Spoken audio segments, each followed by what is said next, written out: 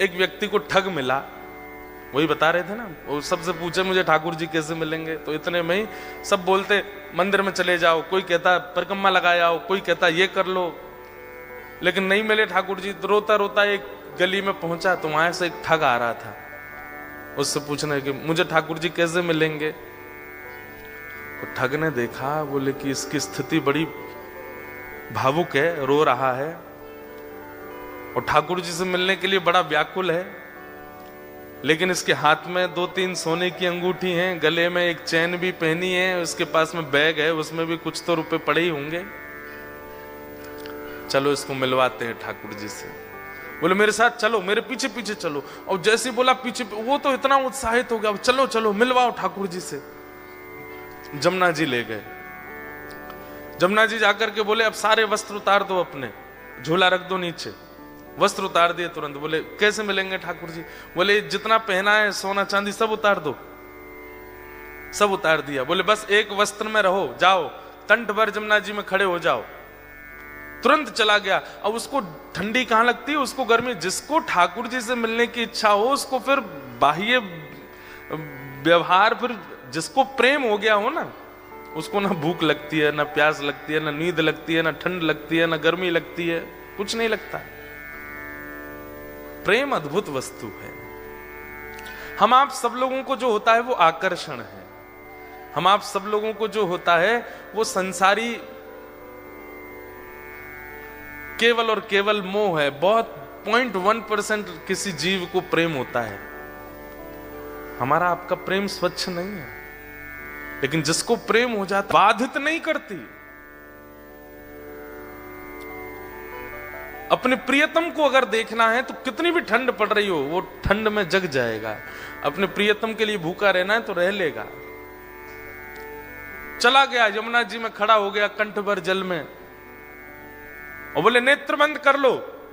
और नेत्र बंद करके श्री राधा पुकारते रहो। जब तक मैं कहूं नहीं तब तक आंख मत खोलना। जैसे ठाकुर जी सामने आएंगे मैं बोलूंगा कि आंख खोलो, तभी खोलना। तुरंत आंख बंद करके खड़ा हो गया। ठंड पड़ रही थी, कंठ भर जमुना जल में खड़ा है। श्री राधा श्री राधा श्री राधा श्री राधा। ठग ने सारे कपड़े उठाए, झोला उठाया, अंगूठी अंगूठी सब उसकी ली, भाग गया। वो बेचारा खड़ा है जमुना जी में। इतने में ही नुकुंज में विराजमान श्री किशोरी जी ठाकुर जी के पास गई। बोले श्याम सुंदर, देखो तो एक वैष्णव कितनी ठंड में जमुना जल में खड़ा होकर के मुझे पुकार रहा है। ठाकुर जी बोले तो क्या इसको दर्शन देना है?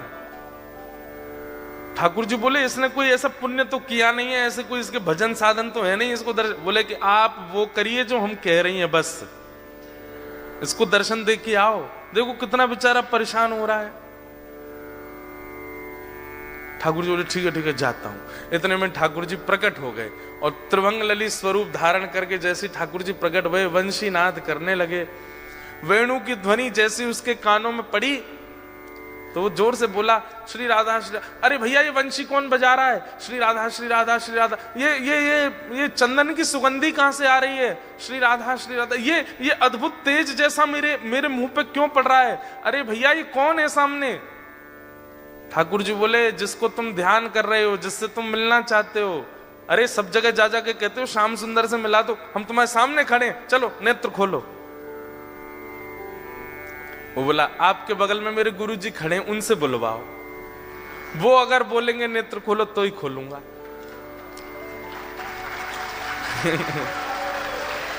ठाकुर जी आप आ गए, बहुत अच्छा किया आपने अपने वचन का निर्वहन किया, पर आपके बगल में मेरे गुरु जी खड़े हैं, वही मुझे लेकर के आए थे। उन्होंने ही कहा था जमुना जी में खड़े हो जाओ, राधा राधा जपो।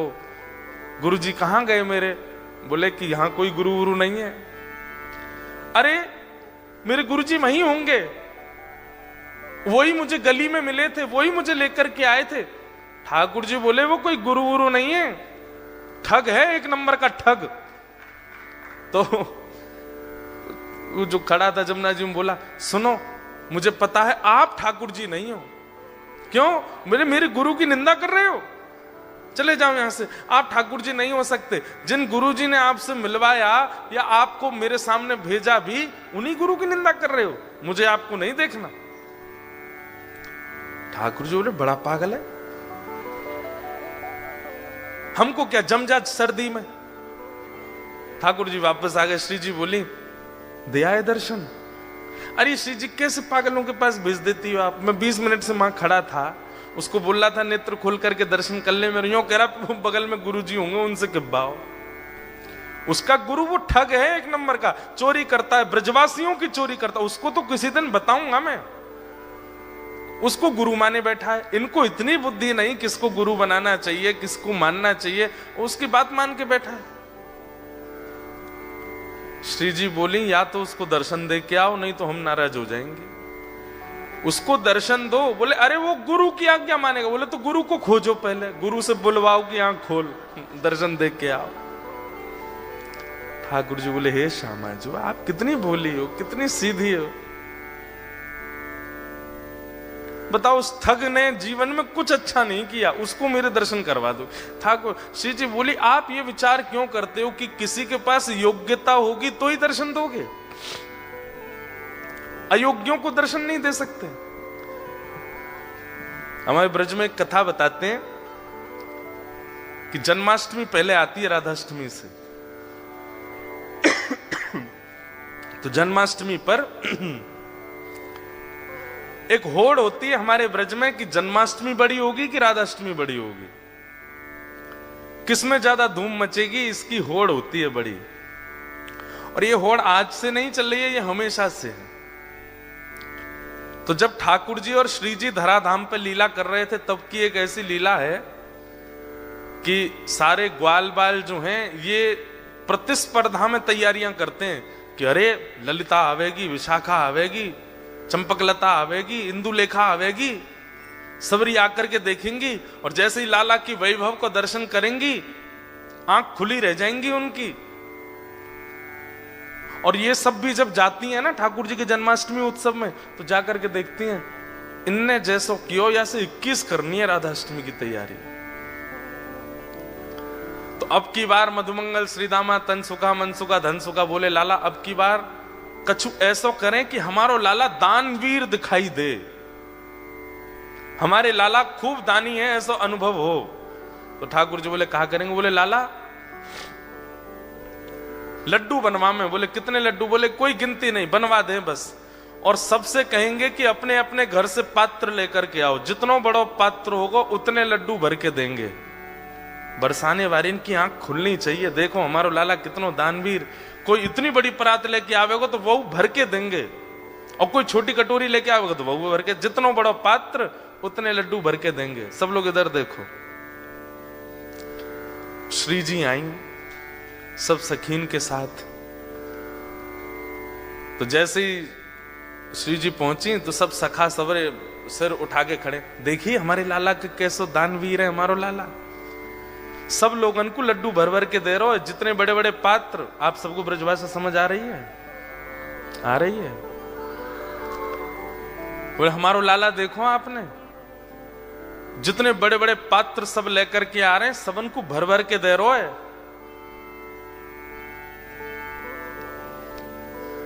इतने में ललिता बोली और कोई छोटे पात्र लेके आ रहे हो तो? वो बोले भाई जितना बड़ा पात्र उतने ही लड्डू मिलेंगे, और तुम्हारी बस चले तो इतना बड़ा पात्र ले आओ, लाला भर के ही देगो।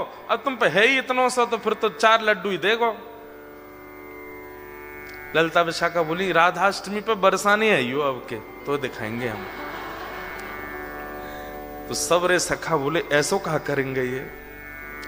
तो बरसाने में कहा कियो, सब जगह हल्ला मचवा दियो, कोई भी पात्र लेकर के मत आइयो, खाली हाथ आइयो। तो ये सुनकर के सब सखा बोले बताओ पात्रन की मना कर दिए दे तो कहा देंगे ये।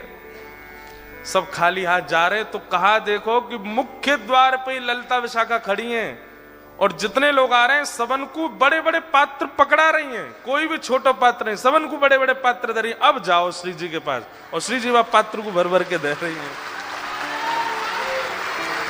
जैसे ही मधुमंगल श्रीदामा सबरे पहुंचे, अरे तुम्हारो लाला तो बड़ो पात्र होगो तो ज्यादा देगो, छोटो होगो तो कम देगो, हमारी श्री जी तो पात्र भी खुद देती हैं और फिर वह भर के और दे में। ये हमारी लाडली जी हैं, ये हमारी किशोरी जी हैं। इतनो सो मोह रह गयो ग्वाल बालन को। लाला तू एक काम कर, बोले कहा, तू अपनो जन्मदिन बाद में कर, हम कछु भी करें, ये बात 21 ही कर ला में, क्यों 1 महीना बाद आता है श्री जी का जन्मदिन। ठाकुर जी बोले अब मैं का दोबारा जन्म लेके आऊं 1 महीना बाद? बोले कहां बता, मैं कितनों कछु कर ले हो, हम तो 21 ही ने कर आवे हर बार। तो हमारी श्री जी कैसी है? अब इसके आध्यात्मिक अर्थ क्या है कि हमारे ठाकुर जी तो ऐसे हैं, भैया तुम्हारी पात्रता जितनी है उतनी कृपा करेंगे, पर हमारी श्री जी कैसी हैं? बोले पात्र भी स्वयं बनाती हैं और फिर कृपा भी करती हैं। ऐसे हमारी लाडली जी, ऐसे हमारी किशोरी जी। तो श्री राधा रानी बोली जाओ पहले उस ठग को खोजो और उसको लेकर के जमुना जी पर जाओ, बातें किब्बाओ कि लाला आंख खोल, और ये जब आंख खोले तो यहाँ दर्शन दे के फिर आओ। ठाकुर जी बोले जा रहा हूं। ठाकुर जी गए, अब ठग को खोज रहे हैं वृंदावन में कहां है। इतने में वो कहीं मिल गया, तो ठाकुर जी जैसे ही पहुंचे आंख पे हाथ, अरे भैया इतनी जोर से रोशनी आ रही है, कौन आयो? इतने में श्री राधा रमन लाल प्रकट हो गए उसके सामने। ठग बोलो आप? बोले मैं नंदन नंदन ब्रजोर चंदन। अरे आप मुझको प्रत्यक्ष दर्शन दे रहे, मैं छू के देख लूं? बोले तेरी पात्रता तो ना, लेकिन छू ले। तो छू के देखे, चरण पकड़े, अरे वाह जय हो, बलैया लेवे ठाकुर जी की खूब रोवे। बोले जय जय एक बात कहूं? बोले कहा, आज तक मैं यूं ही सोचो करता हूं कि मैंने जीवन में इतने गलत काम किए हैं, इतने गलत काम किए हैं, इतने गलत काम किए कि कभी गंगा जमुना भी मुंह को स्वीकार नहीं करेंगी, लेकिन आज मेरे मन में आई कि मैंने अच्छे काम तो किए जो आप मुंह को मिल रहे हो। ठाकुर जी बोले दारी के तने कछु अच्छो कियो ना है, वो तो श्री जी की तो पे कृपा है गई है। बोले जय जय कैसे कष्ट दे रहे हो बताओ?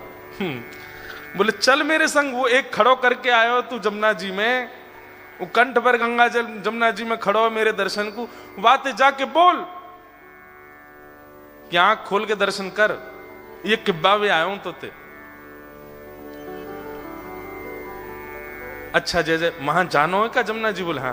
बोले एक काम कर दो। बोले कहा मेरी पत्नी सोरी बहू को दर्शन दे दो। ठाकुर जी बोले तू चल रहा हो कि नहीं चल रहा? बोले जय जय देख लो, बहू का दर्शन नहीं दोगे तो मैं नहीं जाऊंगा।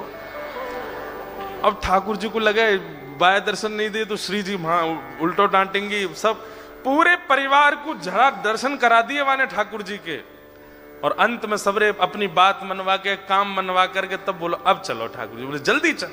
बोले तू एक बार वाकई आंख खुलो अब तो फिर मैं बताऊंगा। जैसे ही पहुंचे ठिठर रहा है, मुख नीला पड़ गया ठंड के कारण, लेकिन आंख नहीं खोली उसने। ठाकुर जी बोले ए देख तेरे सामने फिरते आ गया हूं मैं। बोले आप आ गए, लेकिन पहले मेरे गुरु जी से किब्बाओ कि आंख खोलो। बोले चल इसको बोल, आंख खोलने के लिए बोल। अरे भैया तेरे सामने साक्षात जगत नियंता जगदाधार साक्षात ठाकुर जी खड़े हैं, तू जल्दी नेत्र खोल के दर्शन कर ले। जैसे ही उसने नेत्र खोले, श्याम सुंदर खड़े हैं, मधुर वेणु बजा रहे हैं, त्रिभंग लली हैं, मोर मुकुट पहना है, सुबह से श्रृंगार करके डोल रहे ठाकुर जी मेरे दर्शन करे वो। उसने कही जय जय मैं आपको प्रणाम कर लूं। बोले जल्दी आप प्रणाम करो। बोले गुरु जी से किब्बाओ पहले। बोले इसको बोल मुझे प्रणाम करे। बोले आओ भैया प्रणाम करो। बाहर आकर के उसने प्रणाम किए, फिर गुरुदेव को प्रणाम। ठाकुर जी उस पर इतने रिझ गए, बोले ये गुरु नहीं है, ये महाठग है, ये महाचोर है, लेकिन इसने ये बोल दिया था कि मैं ठाकुर जी से मिलवाऊंगा, तो तेरे में इतना विश्वास आ गया कि इसकी बात को तू पत्थर की लकीर मान के चल रहा है। मैं तो बहुत प्रसन्न हूं। और ठाकुर जी ने उसको हृदय से लगाया तो दूर खड़ा ठग रो रहा था। बोले जय जय आप इसको इतना प्रेम क्यों करो? बोले है ही इतना प्रिय।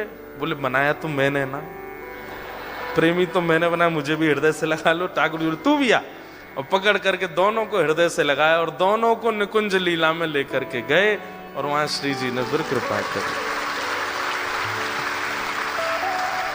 भगवत दर्शन भैया सूरदास जी के इस पद को आप अन्यथा मत लिया कीजिए। सूरदास जी स्पष्ट कहते हैं इस कलिकाल में और कोई साधन ही नहीं है, साधन और नाहिया कली में जासो होत निवेरो, भरोसो दृढ़ चरणन केरो।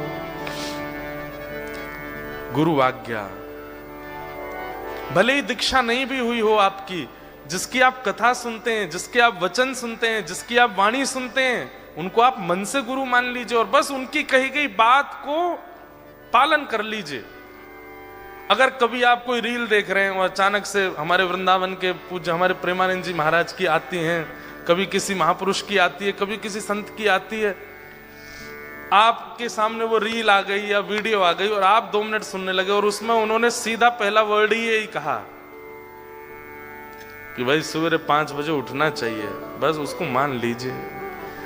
वही चाबी है। आप सत्य बता रहे हैं, इतने सामान्य सी बात भी आप एक आचार्य की मान लेते हैं ना, उसी से ही भगवत भाव प्रकट होने लग जाते हैं चित्त में। देखो इसके पीछे कॉन्सेप्ट क्या है कि अभी आप अपने स्वयं के स्वामी बने हुए हैं, इसलिए आपकी जिम्मेवारी आपके ही हाथ में है।